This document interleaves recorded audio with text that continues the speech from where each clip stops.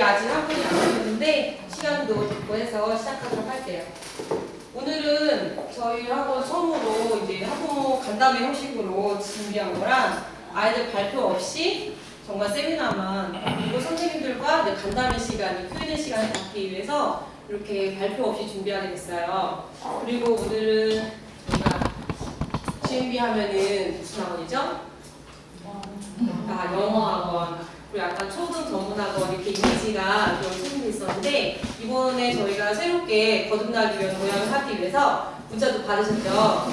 네, 저희가 이제 고등부도 함께 합병을 하게 돼서 초중고 전과목 중심 학원으로 이제 터닝포인트 하게 됐어요. 그 역사적인 첫 번째 세미나에 참석해 주셔서 다시 한번 감사드립니다.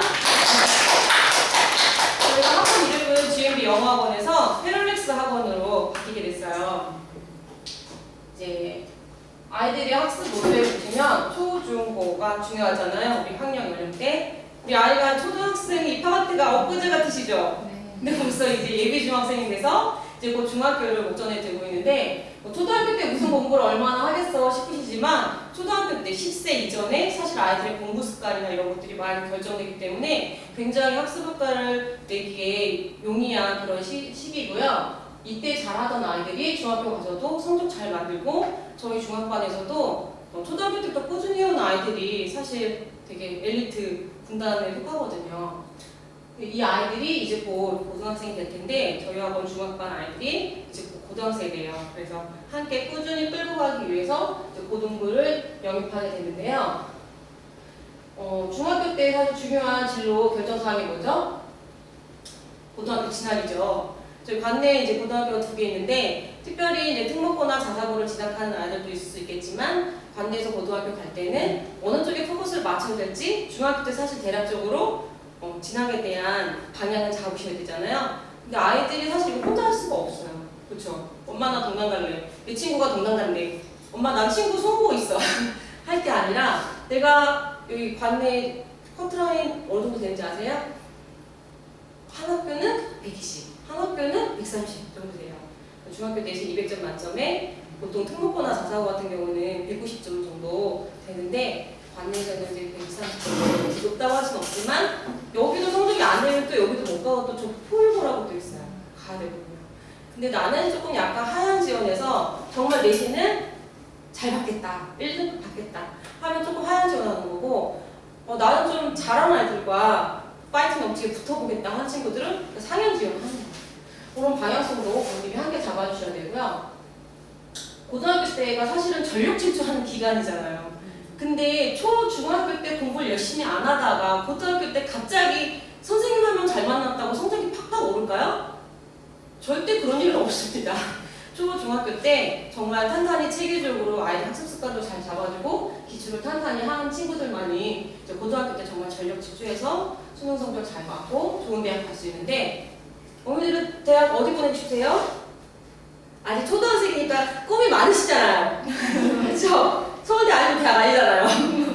보통 제가 질문 하나 드릴게요. 초등학교 때, 아니 어렸을 때 미취학 아동일 때 어머니들이 제일 좋아하는 우유 뭔지 아세요? 이 우유만 선호한대요. 엄마들이 서울우유, 네 맞습니다. 서울우유 제일 좋아하시네요. 그러다가 아이가 조금 커서 유치원 정도 되면 서울은 힘들겠다. 그럼 또 한 대도 낮춰서 또 선호하는 이유가 뭘까요? 연세우유 맞습니다. 그러다가 좀 뒤 중고등학교 되면 또 뭐 먹을까요? 건국우유, 좀 더 있으면 대관령우유, 나중에는 저지방우유 이런 것도 먹인다는 유머가 있을 정도로 명문대 분이 문턱이 높다는 걸 이제 굉장한 유머인데요. 어머니들 아직 꿈이 많으시니까 이제 최소한 인서울을 꿈꾸실 거잖아요. 그렇죠? 서울에 있다고 다 인서울 아닌 거 아시죠? 어디죠? 딱 15개 대학이 있어요. 명문대. 서성하니, 중경외시, 건동홍수, 스카이. 딱 이 15개를 저희가 명문대, 인서울이라고 하는데 정말 들어가려면 피 터집니다. 그런데도 송우리에서 가난이 있을까 없을까요? 있습니다. 네, 있고요. 보낼 겁니다. 저희 아이들도 앞으로 보낼 거고요. 저희 학원이 영어학원으로서는 굉장히 괄목할 만한 성과를 많이 거두었어요. 제가 지난 15년 동안 송우리에서 영어학원을 하면서 체육수 캠퍼스도 여러 번 선정됐고 토스를 만점자, 그리고 주니어 토셀 1등급 최다 배출 등 학교 교내 말하기 대회 근상, 은상, 동상 수십 명 수상했고요. HM이라는 학력평가에서 포천시 1등도 저희 학원이 배출했고요. 저희가 이 명예전당 아시죠? 애들 숙제 열심히 하면 받는 거 1000명 이상 배출한 진짜 발목할 만한 성과를 많이 거뒀어요. 그쵸 어머니? 감사합니다. 많이 협조해주시고 우리 똑똑한 아이들 많이 보내주시고 학습까지 도와주시고 우리 선생님들 열심히 관리한 덕분에 이렇게 우수한 학생들 많이 배출했는데 이제 이 아이들 그대로 고등부까지 올려서 정말 명문대 진학으로 결과를 또 보여드릴 거예요. 저희 학원이 이번에 이제 인근에 있는 필학원이라고 혹시 아세요? 네. 들어보시는 분도 계시고 아이가 유치원이면 어머니들이 어디가 명문 유치원인지 빠삭하시죠?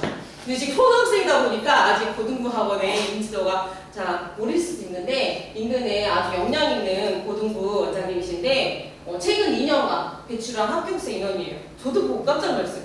가끔씩 토익, 수능 만점자 배출 이런 현수막을 저도 보기도 하면서 진짜 실력 있으시구나 생각했는데 이번에 저희 학원하고 이제 합병을 해서 GMB와 패럴원이 만나서 새로운 패럴렉스 학원이 탄생하기 이르렀습니다.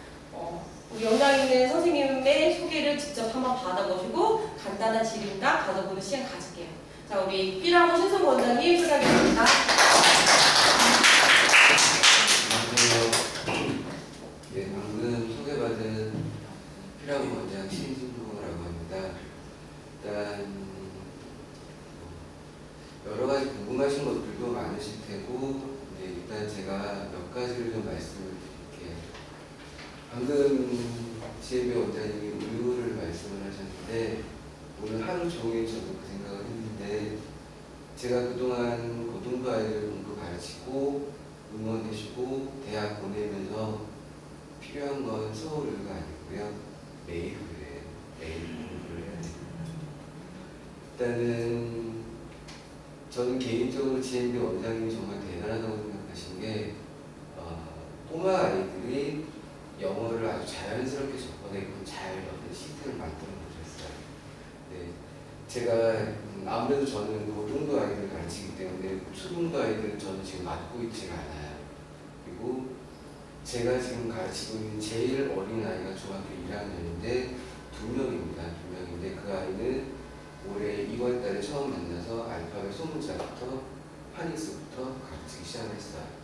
그래서 지금은 2학년 중학교 2학년 법이 끝났거든요. 네, 그 GMB 교재를 보면서 제가 깜짝깜짝 놀라는 건 지금 초등부 6학년 아이들이라고 알고 있는데요. 여러분들이 초등부 6학년 아이들이 배우는 교재 속에 고등학교 어법이 녹아있어요.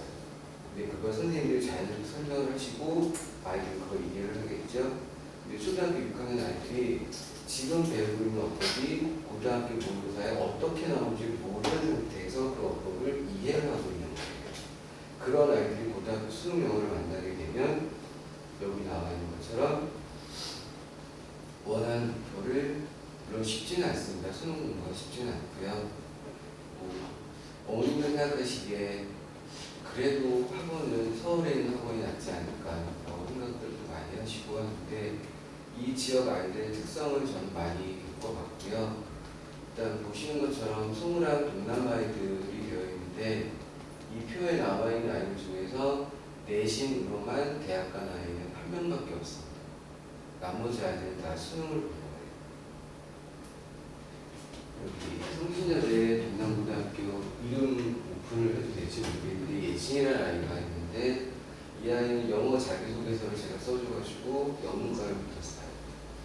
그리고 나머지 아이들은 정시, 그 다음에 최저 등급 이렇게 낮춰서 간 아이들이거든요. 보시는 것처럼 성우 아이들이 훨씬 많습니다. 동남 아이들보다. 그 이유가 뭐냐면 제가 오늘 어머님께 딱 두 가지 부탁드리려고 하는데 학교 내신 공부를 어느 정도 하면 우리 아이는 왜냐면 중학교 공부는 어렵지가 않거든요. 학교 내신 단위가. 그러니까 그렇게 얕게 공부하는 아이들이 고등학교 올라와도 성적을 유지할 거라고 어머님들이 착각을 하세요. 근데 고등학교 공부는 상당히 깊게 그리고 넓게 배워야 돼요. 그래서 아직 저학년일수록 첫 번째 부탁드리고 싶은 건 GMB 학원 다니면서 아이들에게 책을 많이 읽혀주셨으면 좋겠어요. 책을 많이 읽은 아이들, 제가 GMB 원장님한테 참 좋아하는 것 중에 하나가 GMB 교재가 영어 원서가 있더라고요. 지금 그걸 제가 복사를 해서 아니면 제가 타이핑을 해서 아이들한테 이거 고1 모의고사 독해질문이라고 갖다 줘도 아이들이 충분히 읽을 수 있을 만큼의 난이도거든요.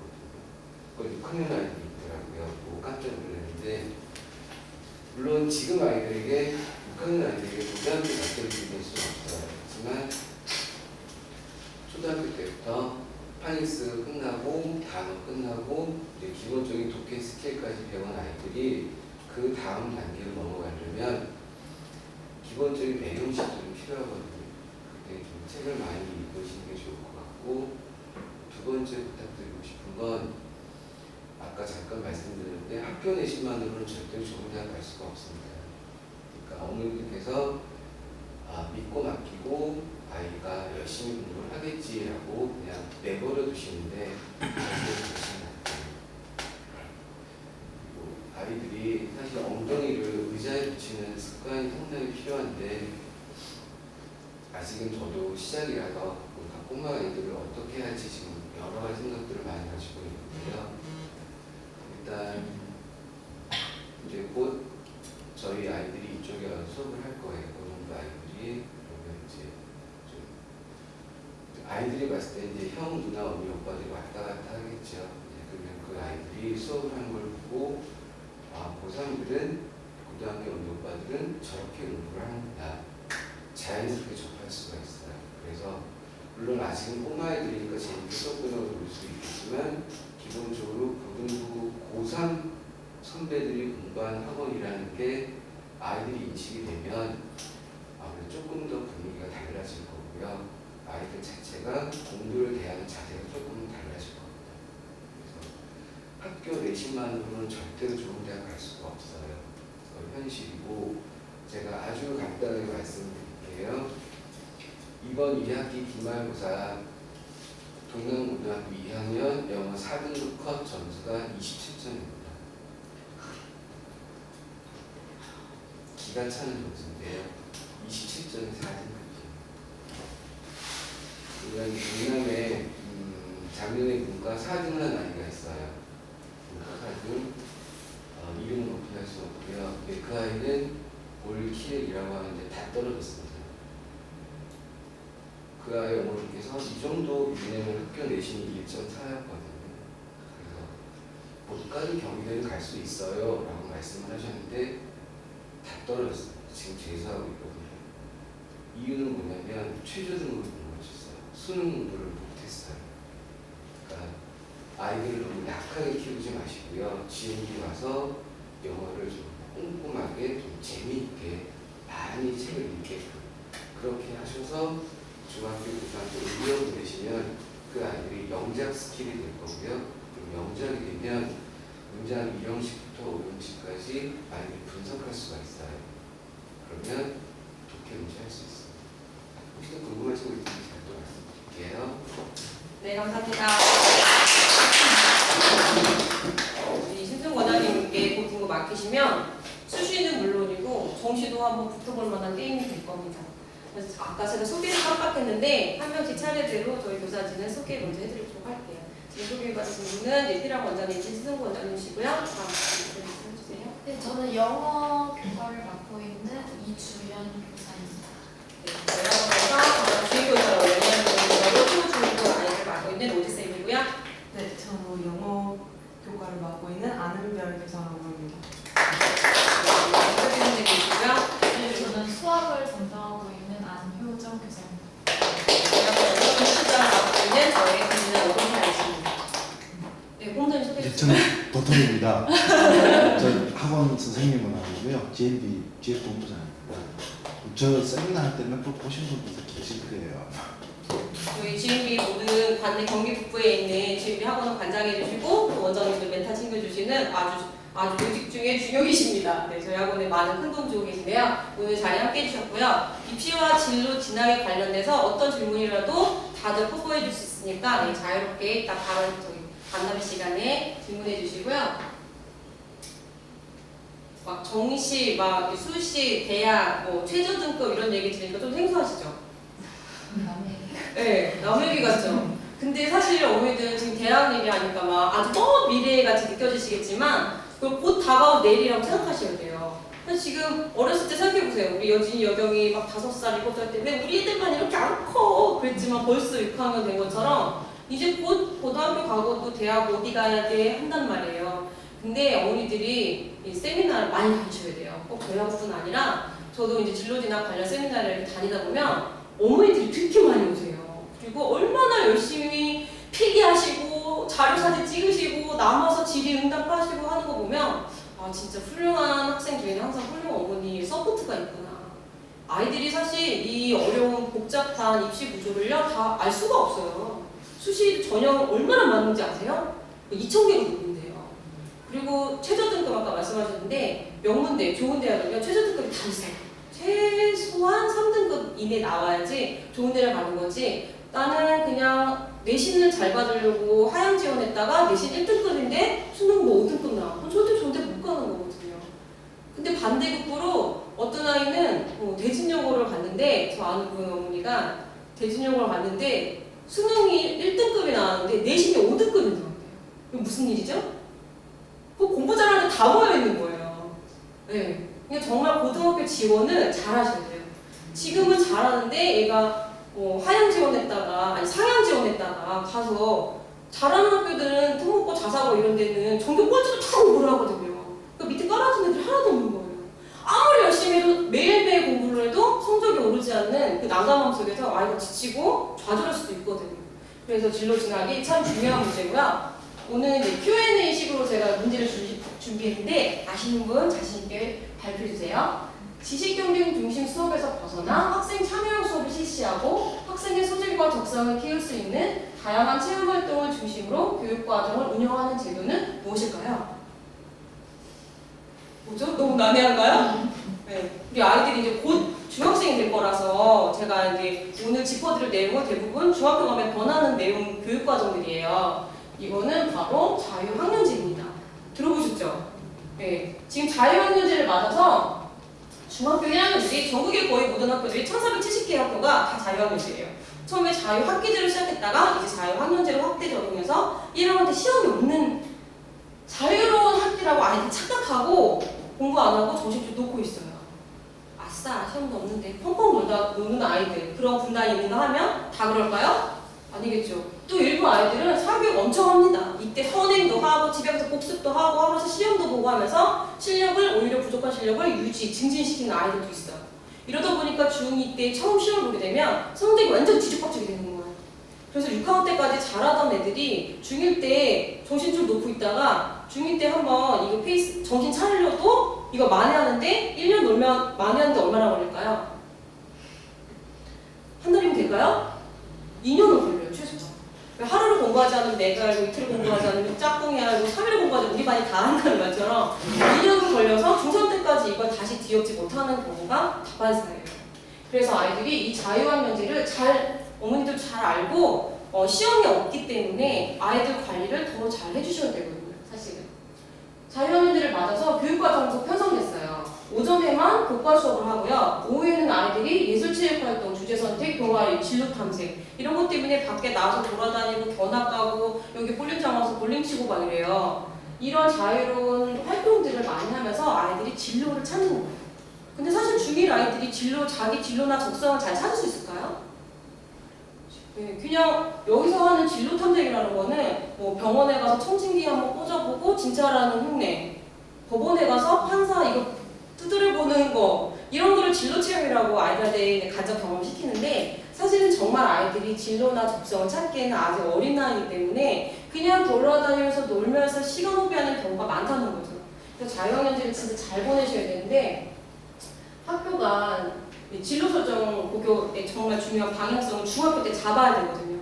네가 과고를 갈 거냐, 외고를 갈 거냐, 자사고를 갈 거냐, 우리 동네 고등학교를 갈 거냐 방향을 잡아야지 대학이 정말 크게 나뉠 수 있는데요. 제가 아는 친한 언니는 딸이 둘이 있는데 첫째 딸이 그 동네 중학교에서 전교 1등만 하는 거예요. 중학교 내내 거의.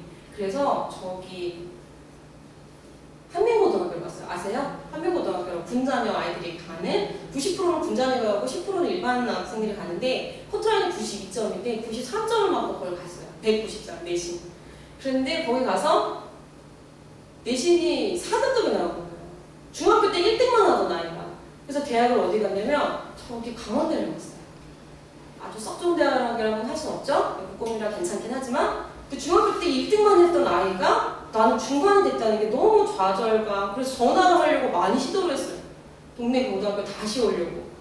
근데 저 고등학생 전화하기 절대 쉽지 않습니다. 그리고 그래 강원대를 가서 둘째 같은 예지 같은 경우는 엄마가 아예 전략적으로 동네 고등학교를 보냈어요. 여기로 말하자면 소호고 같은데. 그런데 경희대를 갔어요. 내신 1등급을 받고. 그렇지만 그 첫째 아이 같은 경우는 한민고라는 명문고등학교를 나왔다는 자부심이 또 있어요, 나름. 근데 우리가 명문고가 좋을까요? 명문대가 좋을까요?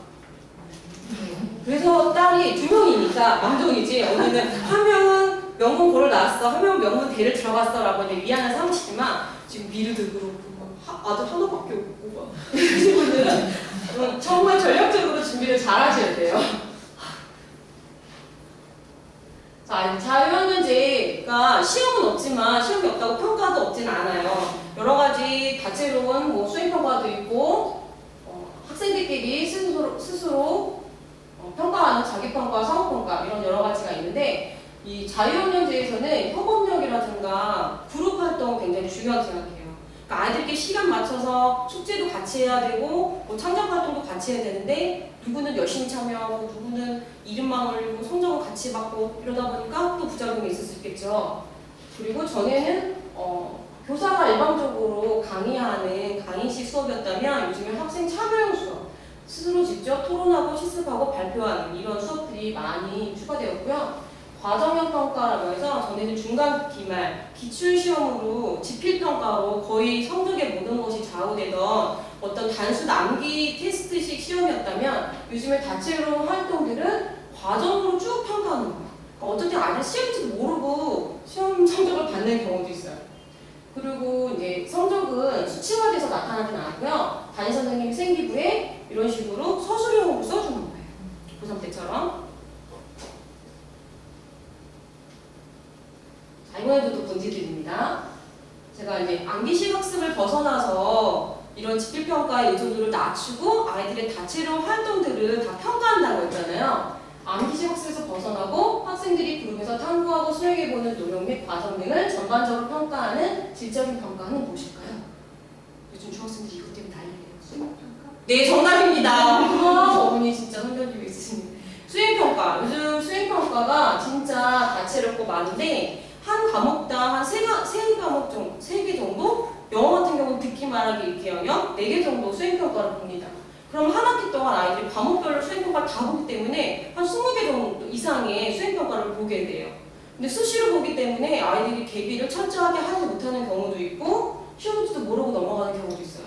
그리고 대부분은 쪽지 시험을 많이 봤었는데 요즘 교육부에서 이 쪽지 시험이 좀 문제가 된다고 해서 학생들이 무조건 수행에 들어가야 된다 해서 요즘에는 다양한 수행평가, 공책적인 학습태도, 발표 수행, 만들기 수행, 아이들의 수행을 다 성적으로 만드는 거예요. 사실 저희 학교 다닐 때만 해도 노트 필기 예쁘게 한다고 점수 없었잖아요. 네, 요즘에는 이런 것들이 다 과정형 평가로 해서 다 수행평가 점수로 들어간다는 거고요. 자, 수행평가는 대부분 미리 선생님이 알려주세요. 우리 이거 볼 거야, 이거 10점짜리야, 이거 10점짜리야 알려주는데 사실 애들이 이 10점, 20점 대수롭지 않게 생각해요. 아니 뭐 이번에 망하면 다음에 보지 뭐, 잘 보지 뭐 생각하는데 이 수행평가 4개, 5개 모여서 뭐 한 학기에 70점 정도 차지하거든요. 여학생들은 이런 이제 수행평가 시험지를 꼼꼼히 잘 챙겨와서 선생님한테 물어보고 잘 준비를 해가요. 사실 혼자 준비하기 또 좀 어려워요. 서술형도 많고 하기 때문에. 근데 이거 막 잃어버린 친구도 있어요. 남학생들은 잃어버렸어요? 그러면 점수 안 나와요. 그리고 수행평가 보면 다 가족여행 가잖아요? 빵점 처리돼요. 그러니까 수시로 항상 보기 때문에 초등학생들은 어머니들 가족 모임 있거나 하면은 뭐 학교에 내고 안 가는 경우도 많잖아요. 중학교 때는 한 학기 동안 20개 이상의 수행평가를 보기 때문에 부모님만 놀러 가시고 가긴 어딜 가서 공부해야지 해야 되는 상황이 생길 수도 있어요.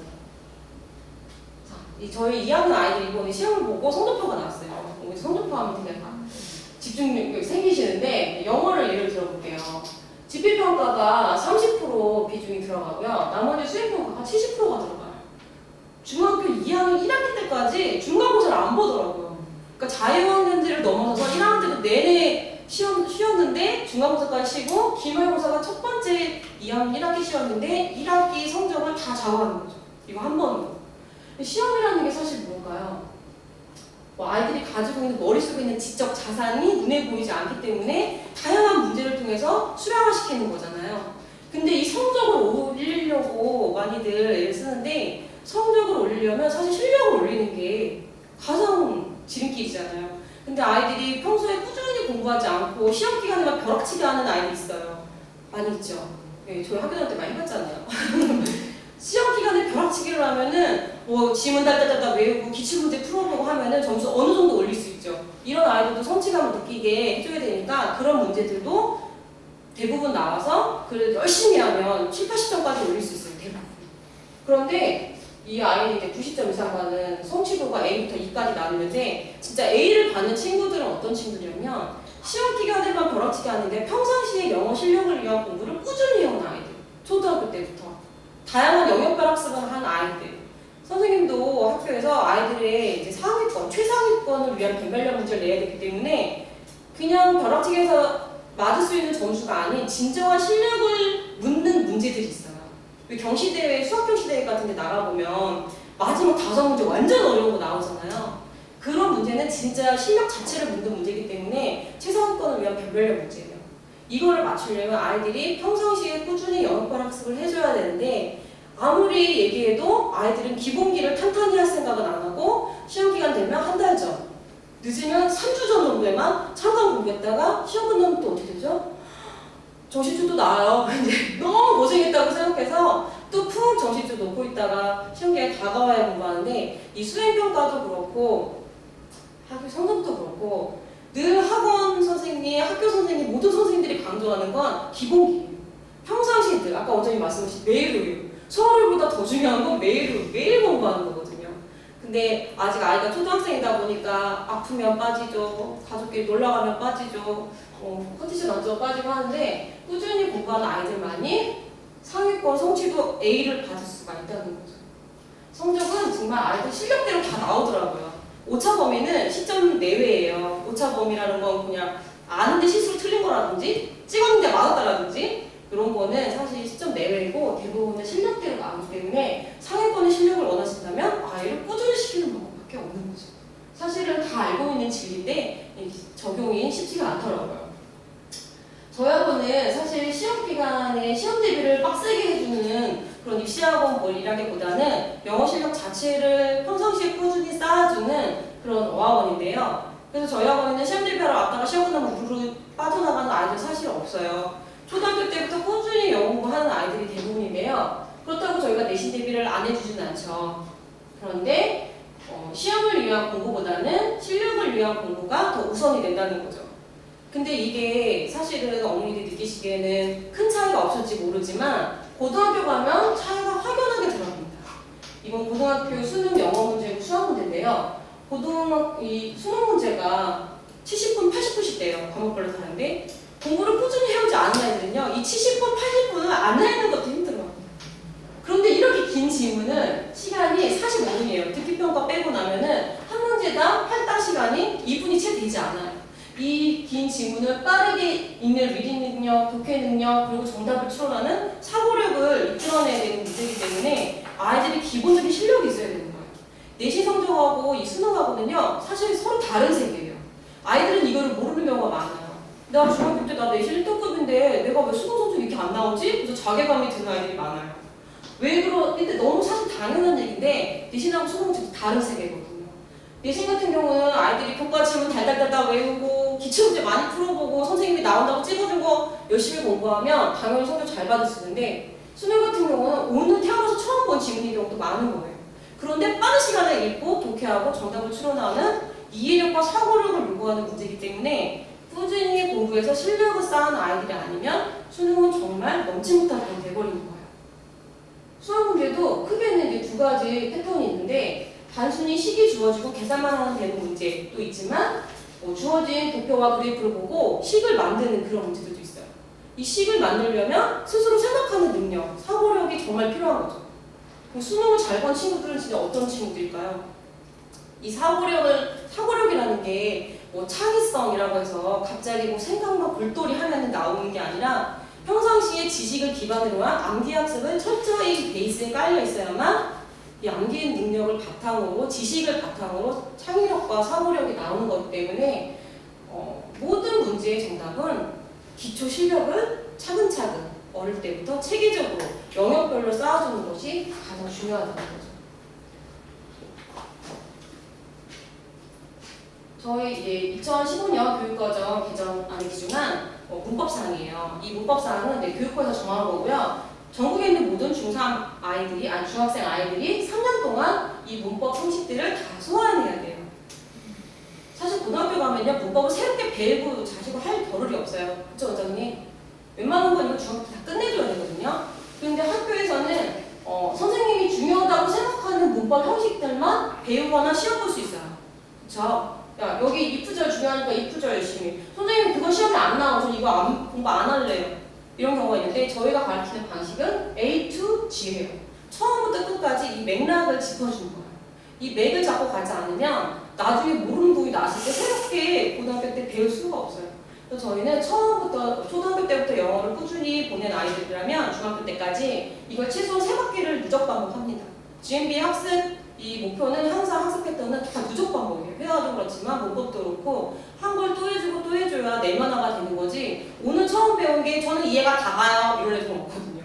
지금 6학년 아이들 문법을 지금 배우고 있는데 배워도 어렵다 그래요. 맨날 어렵다 그래요. 문법이라는 용어 자체가 주는 거부감이라 그럴까? 되게 어렵게 느끼는데 이걸 3번 정도 반복을 해줘야 아이들이 좀 언어가 내면화가 되고요. 이 교육부에서 선정한 이 문법 사항들이 저희 GMB 교재로 모두 포함된다는 체크리스트예요.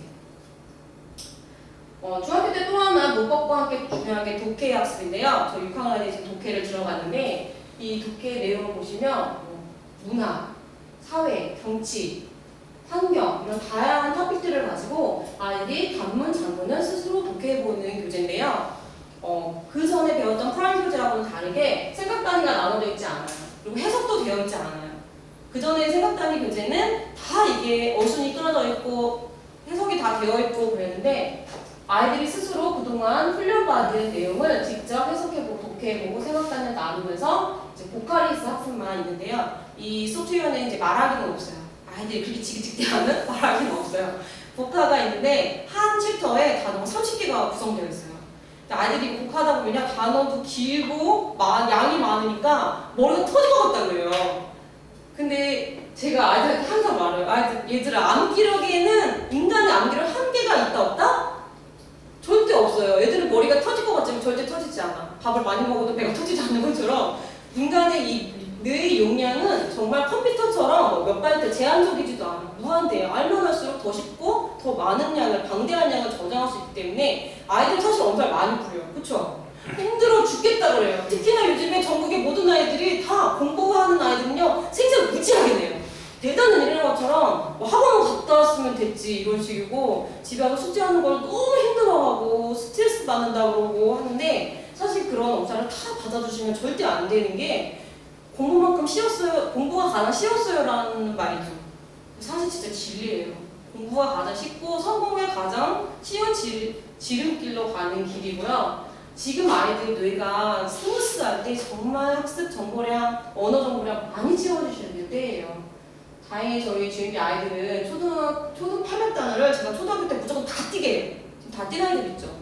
지금 미드도 벌써 뛰었고 준혁이도 제가 매일 열심히 얘기해가지고 하고 있고 이찬이도 뛰었죠. 네, 근데 아직도 갈 길이 멀어요. 이제 스타트 선상에 섰기 때문에 너무 열심히 했으니까 쉬어라가 아니라 그래 이제 시작이니까 좀 더 도약하자. 심박근을 질끈 묶어놔야 되는 시간인 거죠. 아까도 원장님이 이제 독서의 중요성 강조하셨는데 독서 진짜 아무리 강조해도 지나치지 않죠.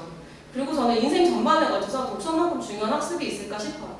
아이들 이제 독서 어렸을 때 동화책도 많이 읽었겠지만 여관에서 영어 원서 읽기 프로그램 북파이가 있는데요. 북파이가 참 좋은 게 일단 아이들의 독서 확인 기능이 있다는 거. 단어, 레코딩까지 문장을 전체를 레코딩까지 다 해야지 파이가 생성되고 있고요. 다양한 픽션과 논픽션이 1000권 이상 탑재가 돼 있어요. 2000권 이상 탑재가 돼 있어요, 현재. 근데 이거는 다독을 위한 책이에요. 다독과 정독법이 있는데요. 책을 읽을 때 우리가 GMP 학습은 사실 정독법이에요. 하나하나 생각 단위를 나누고 완벽하게 문장을 암기하고 누적 반복을 하는 뜯어벌기면서 읽는 그런 정독용 책이라면 이거는 많이 못 읽죠. 단점이 한 달에 저도 한 권 학습합니다. 근데 다독 같은 경우는 쉽고 빠르게 많이 읽는 거예요. 정확하지 않아도 중간에 모르는 단어가 있더라도 빨리빨리 많이 읽게 하는 효과가 있고요. 이용료 10,000원으로 무한대로 읽을 수 있어요. 무한대로 읽는데 읽을 수는 있는데 아이들이 잘 읽지 않더라고요. 그래서 저희 학원에서는 일주일에 2번 강제 독서를 하고 있어요. 여기 컴퓨터 쫙 앉혀가지고 독서 읽고 레코딩까지 다 마치고 부파이 일치까지 다 쓰고 가요. 어떤 내용인지. 애들이 워낙 요즘에 영리해가지고 파일만 나오게 하는 방법을 알더라고요. 대충 빨리빨리 해요. 그 내용 정확하게 읽었는지 확인하기 위해서 이 책에서 나왔던 단어들 쓰게 하고 내용 간단하게 기술하게 해서 허투루 읽지 않게 학습지도 하고 있고요. 다독을 하면 뭐가 좋을까요? 한번 볼게요. 영어를 빠르게 읽는 연습을 통해 유창성이 생겨납니다. 이 유창성이 진짜 중요하고요. 제가 리드라이트라는 리딩 교재를 수업할 때 작년에 6학년 아이들 시간 제기를 막 했어요. 빨리 읽는 연습을 시키기 위해서. 근데 어떤 어머니 그러시더라고요. 이걸 빨리 읽는 게 왜 중요해요? 정확히 또박또박 읽는 게 중요하지? 그쵸? 어머니 생각 어떠세요? 정확히 또박또박 읽는 게 중요해? 빨리 읽는 게 필요할까요? 둘 다 필요한데요. 아까 수능 지문 보셨죠? 그 긴 지문은 1, 2분 안에 2분도 시간 할당량이 안 돼요. 빠르게 읽고 정답을 추론해야 되는 사고력을 요하는 그런 문제들을 아이들이 소화내려면 이거 스킵하고 스캐닝하는 기능이 필요해요. 정확하게 하나하나 중간에 모른다는 거 쓰면 이거 사전 찾아봐야지. 바로 정확히 해야지. 이게 다독이 아니고요. 중간에 모르는 단어가 있더라도 문맥의 흐름은 전체적으로 짧은 시간 안에 빠르게 파악하는 능력을 요구하는 게 바로 이 유창성을 기르기 위한 빠르게 읽는 연습이에요. 이 GMP 부파를 보시면 그 속도에 맞춰서 읽게 하는 바 기능이 있어요. 이 바를 따라가면서 이 속도에 맞춰서 읽어야 돼요. 그러다 보니까 아이들이 자꾸 빠르게 읽게 되는 거죠. 그리고 어휘력이 폭발적으로 향상돼요. 책 한 권만 읽어도 1수준만 봐도 여러 개의 단어가 내포되어 있고 문법 같은 게 문법 책에서는 다음 용도가 다른 if를 찾으세요. 이세 쓰임이 다른 걸 찾으세요. 이런 문법책하고는 다르게 문장 속에서 문법이 어떻게 쓰였는지 글을 통해 알 수 있기 때문에 아이들이 문법을 쉽게 습득할 수가 있고요. 무엇보다 영어는 선진 랭귀지잖아요. 우리가 영어를 사용하는 그런 문화권의 문화를 같이 이해할 수 있고 이해력과 사고력을 높일 수 있는 증대시키는 데 도움이 많이 되고요. 무엇보다 영어 원서를 읽으면 아이들 자신감 많이 향상되겠죠. 나 원서를 공부해! 라는 것 자체가 아이들 굉장히 자부심과 동기가 극대화가 되고요. 그 대신에 레벨은요, 너무 많이 읽기도 하시면 안 되고 하루에 한 권 정도, 그리고 레벨을 한 단계 낮은 레벨로 너무 어려운 책을 버벅대면서 읽게 하지 마시고 쉽고 빠르게 정확하게 읽게 하는 것이 포인트입니다. 집에서 혹시 이 부파이 학습하는 거 보신 적 계신 분 계신가요? 아무도 없으시네요? 듣도 보도 못하셨네요? 네, 부파이라는 게 있는데 아이들은 원래 자기에게 불리한 얘기 절대 하지 않거든요. 네, 이거 엄마한테 알려줘봤자 이거 한 번이라도 더 해야 되는데 이해하고 싶겠어요? 그래서 제가 항상 세미나 오시라고 하는 게 저희가 어떻게 수업하고 있고 관리하고 있는지 진짜 삼위일체가 정말 중요한 것 같아요. 오늘 오신 이제 어머님들 아이 6학년 아이들 13살, 14살 정도죠. 학부모들이 요즘에 이제 어려움을 많이 겪으시잖아요. 아이 양육하다 보면 진짜 5, 6학년 되면 말 너무 안 듣잖아요. 다른 딸들은 말 안 듣고 아들대로 속삭이고 하는데 제가 어머니들 이거 좀 알려드리려고 연령대 부모 역할 뭘까? 저희가 사실은 나이대로 보면은 거의 격려자나 상담자 역할을 해줘야 돼요. 아이한테 뭐가 힘든지는 아니, 어떠니, 저떠니 상담자, 격려자, 불이 힘들었구나 해줘야 되는데 실제로 어머니가 아이를 키우시다 보면 좀 양육자나 성육자의 이런 행동 양식들도 많이 나오죠. 그럴 수밖에 없는 게 뭐 숙제했니, 뭐 씻었니, 밥 먹어라, 뭐 하지 마라, 옷 입어라 이렇게 잔소리를 이런 걸 하다 보면 거의 부모님이 이제 양육자, 훈육자가 되다 보니까 요 또래 아이들은 근데 자기 간섭 보는 거 굉장히 싫어하잖아요. 그렇죠? 방문 닫고 들어서 안 나오죠. 문 열지 말라고 그러고. 그러다 보니까 아이가 부모한테 굉장히 스트레스를 많이 받는데 특히 부모님이 고학력이시거나 공부를 잘하셨거나 좀 행동이 반듯하신 분일수록 아이하고 관계가 좋지 않은 확률이 높다고요. 왜 그럴까요? 나는 이렇게 반듯하게 사는데, 난 학교 다닐 때 그 힘든 공부도 난 다 잘 감당해 왔는데 너는 왜 이것도 못하니라는 무언의 압박이 아이한테 있는 거예요. 근데 아이는 집에서는 좀 격려받고 싶고 위로받고 싶고 고민 있으면 상담 좀 하고 싶은데 엄마가 자꾸 압박을 하니까 스트레스를 받는 거죠. 이 스트레스 강도가요, 이 전문가가 말하기를 시어머니하고 한 집에서 사는 스트레스 강도래요. 느낌 빠보시죠? 남자아이 같은 경우는 직장 상사와 한 집에서 함께 사는 정도의 스트레스 강도래요. 얼마나 가출해보시겠어요? 그렇죠? 저희가 이미 나이를 먹고 어른이 됐고 얘는 내 자식이다 보니까 너무 사사건건 전반에 걸친 간섭을 하게 되잖아요. 학습적인 간섭, 어떤 생활지도. 저는 내 모든 것을 알고 있다고 생각하니까 아이들은 자꾸 부모하고 관계가 불편해질 수밖에 없는 거예요. 우리 모두가 겪고 있는 불편한 진실이고요. 그걸 조금 알고 아이들에게 조금 격려자 역할도 때로는 하시면서 같이 여행을 다니거나 뭐 아이와 같이 운동을 하거나 이런 게 굉장히 좋다고 해요. 우리 아이들이 지금 그 갱년기 못지않게 무섭다는 뭐죠? 사춘기잖아요. 무슨 사춘기가 겨울이라고 사춘기라고 하는데 제가 사춘기에 대해서 알아보니까 봄이 겨울이 지나고 봄에 씨를 뿌리는 시기래요. 아이가 성숙한 상태가 아니라는 거죠. 그래서 지금 뇌도 미성숙한 상태고 뇌의 크기는 성인의 뇌하고 별반 다르지 않을 정도로 컸지만 아직 전두엽이 리모델링하는 시기래요. 그러니까 모든 것이 불안정하겠죠. 그래서 아이들 보면은 감정과 본능에 민감하죠. 혹시 어머니도 보셨는지 모르겠지만 인사이드 아웃이라는 영화 보셨어요? 거기 보면 버럭이, 까칠이, 소심이가 나오잖아요. 얘네가 마음에 튀어나오잖아요. 그렇죠? 감정 조절이 잘 안 돼가지고 그 전두엽 안에 편도체라는 부분에 걔네들이 산대요. 근데 얘네들이 아무 때나 피 튀어나오기 때문에 감정과 본능에 민감한 거예요. 화도 잘 내는 거고 슬프기도 많이 한 거고 그래서 우울증도 잘 걸리고 미디어 중독 너무 심하죠. 남자 여자 할 거 없이 정말 손에서 핸드폰이 떨어질 날이 없어요. 저 얘들 보면 연필, 교재, 필통 아무것도 안 갖고도 핸드폰은 딱 쥐고 정말 마지막까지. 그리고 책가방 두고 가도 애들이 안 찾아요. 근데 핸드폰 두고 간 날은 선생님 저 핸드폰을 두고 간 거 있나 봐주세요. 저 가지려고 할게요. 이러면서 정말 목숨처럼 사수하고요. 이런 미디어 중독 때문인지 성분의 2가 진행 저하된대요. 더 향상돼야 돼. 이 중요한 시기에. 충동적이고 위험을 무릅쓰기도 한대요. 이 펜실베니아의 의과대학 그 펜슨 교수님도 말씀하셨는데 이 사춘기 아이들은 그 브레이크 없는 페라리예요. 막 질주하는 거. 초등학생 아이가 아빠 키 들고 나가서 육중 추돌하고 막 이런 거 있잖아요. 충동적이고 위험을 무릅쓰는 게 바로 이런 행동이 아닐까 싶어요. 청소년들 10% 우울증, 애들 막 자살도 하고 학교 다니기 싫다고 그러고 그런 경우 많죠. 중독도요, 성인보다 중독에 쉽게 빠질 확률이 높고 헤어나오지 못할 확률이 높대요.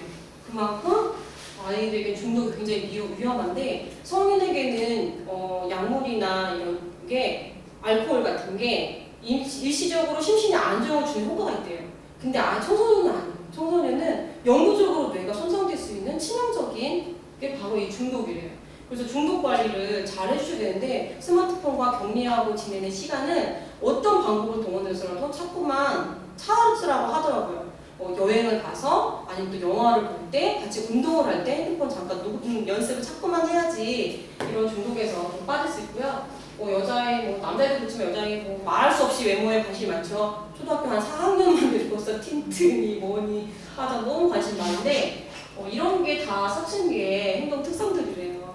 이거를 알고 아이를 대하는 거랑 도대체 너는 왜 이모님이니? 엄마 학교 다닐 때 안 그랬는데 이렇게 생각하시면 절대 안 돼요. 왜냐면 지금 시대가 너무 급변하잖아요. 과거에 10년 걸렸던 일이 요즘엔 1년 만에 일어나잖아요.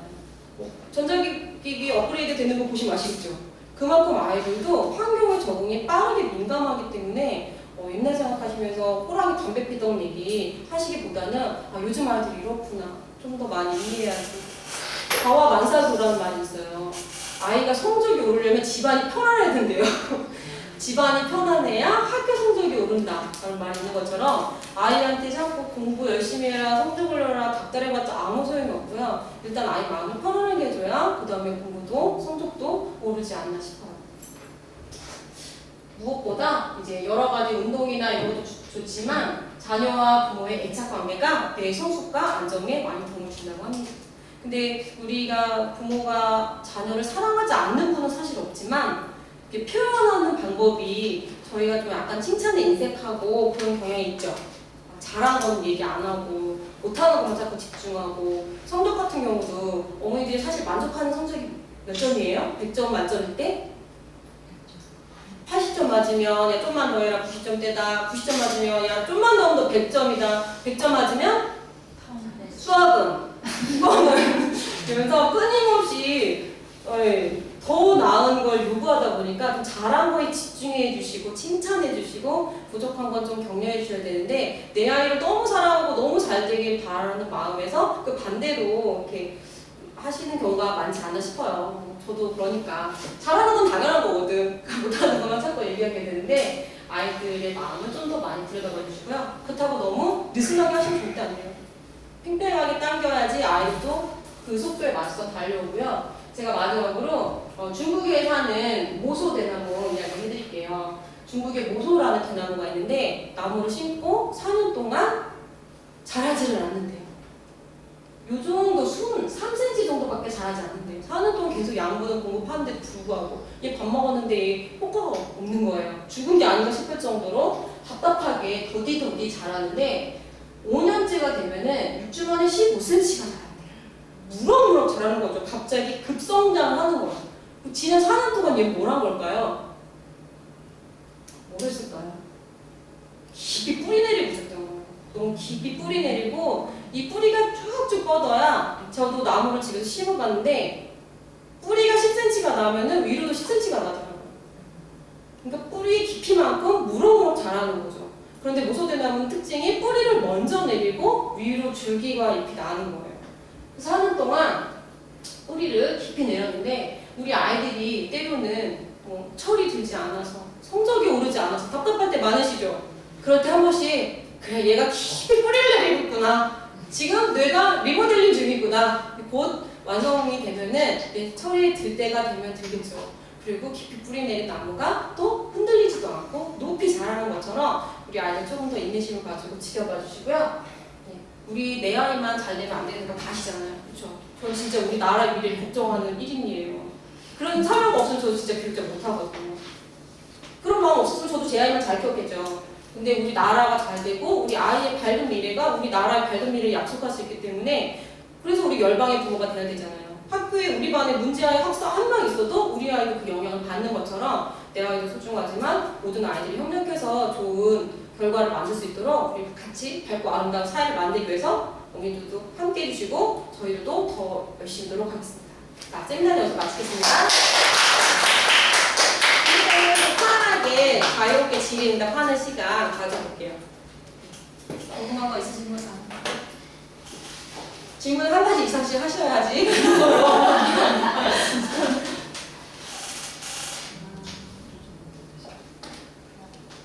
누구 언니라고 간단하게 하시고요. 괜찮습니다. 네, 이거는 엄마인데요. 네. 항상 보지만 학교 성적표를 갖고 오면은 성적표 학원 다닌 거에 비해서 애가 좀 성적이 좀 낮게 나오는 것 같더라고요. 그래서 저는 저런 말 정말 많이 들어요. 배우는 게 틀린 건지 아니면 얘가 못해서 그런 건지 그것도 약간은 궁금하기도 하더라고요. 답변해 주신 선생님 계세요?